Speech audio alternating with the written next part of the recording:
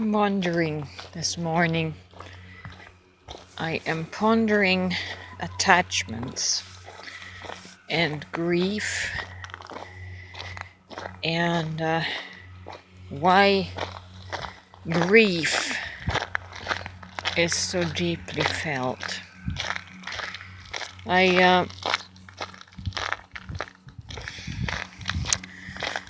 I think it is linked to our deep emotional it's linked to our deep emotional needs, because that's the name of the game in this world. When we come into a body as a soul,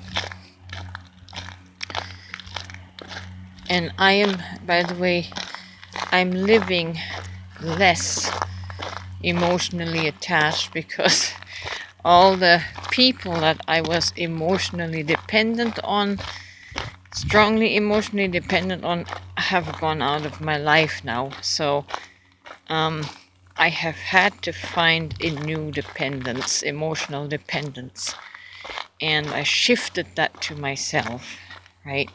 So I am always going to be with myself, and this gives me a strong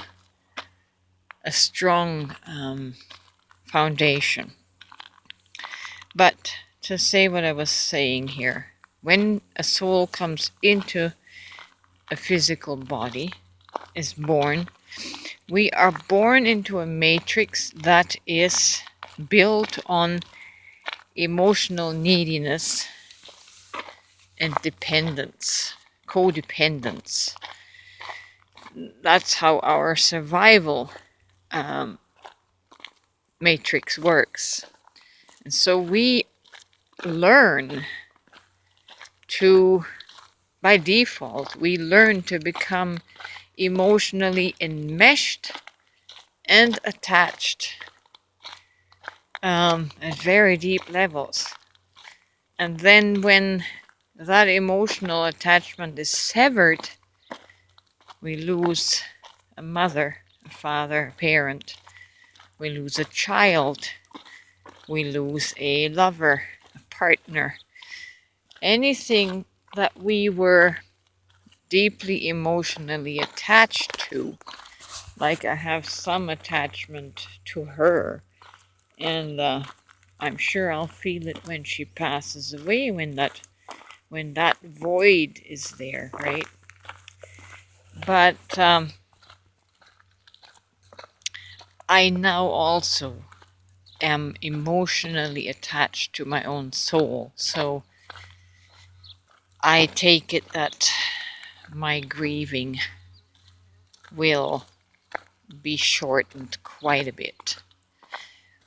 It's just to get over the initial shock of the gap or the void that the loss will leave behind.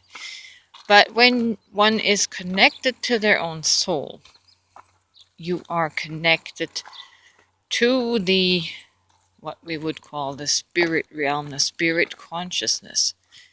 You have connection to the all.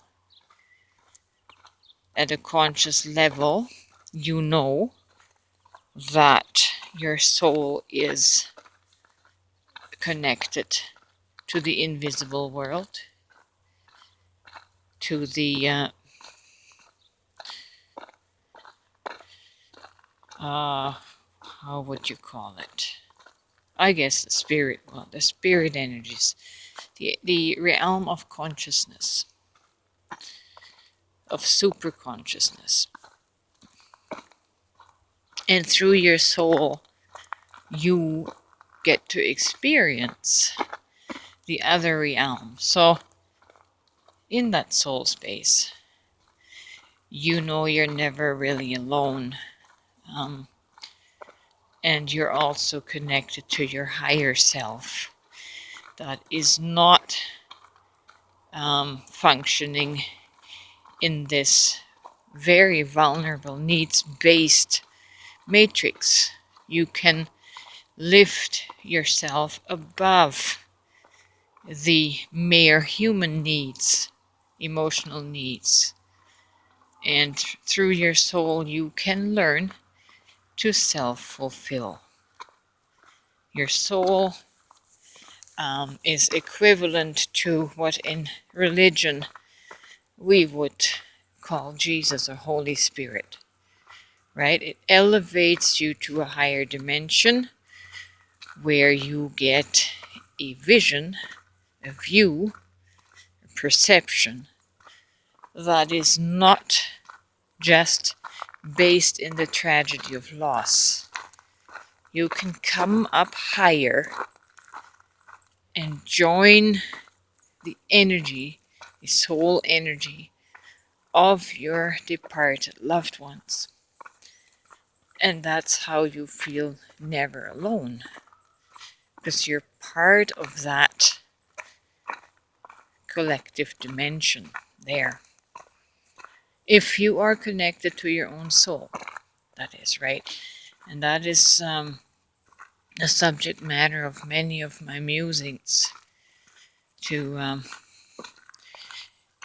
be involved with the shadow work, with the subconscious, to work with that emotional field, that emotional realm, and to really become a feeler and become conscious of your feelings and understand your feelings, right?